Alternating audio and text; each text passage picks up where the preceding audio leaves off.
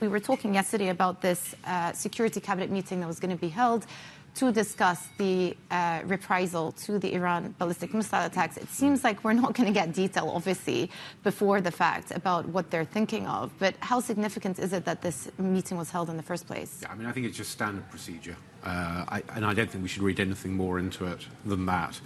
And they came out of it saying that the final decision is going to be taken by the Prime Minister and the Defence Minister, which, again, is pretty standard.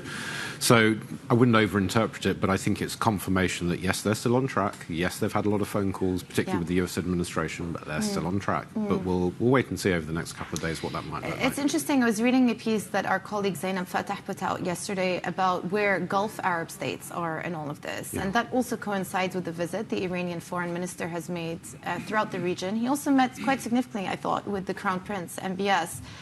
What is the leaning of Arab states now, and how significant is it, not just from a political standpoint, but also for the world of business, given so much business is also conducted in that specific region too? Yeah, I mean, it's a real threat. I mean, it has to be said, we have not seen any signs yet that it is impacting business. People are still arriving, money is still flowing in, business is still starting.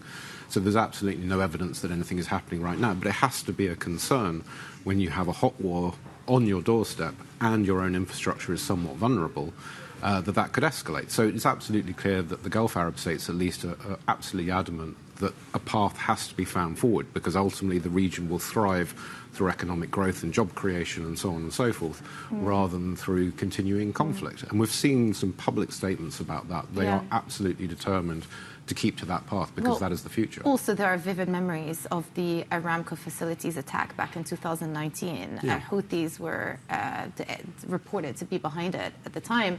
We are in a different environment today when it comes to Saudi and Iranian relationships, but you've got to think that that's still at the back of their heads, that if there is a reprisal, it could also potentially entail a GCC oil infrastructure as well. Yeah, and I don't think, I mean, just to be clear, I don't think there's any sense that the GCC would want to get involved or be part of this. However, that is quite an easy way, in inverted commas, for Iran to retaliate.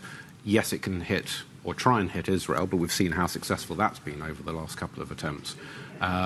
But conceivably, part of the threat could be, well, we're going to take out our neighbours, or at least their infrastructure. Now, again, there's absolutely no sign that that's happening today, but that remains a threat in the background.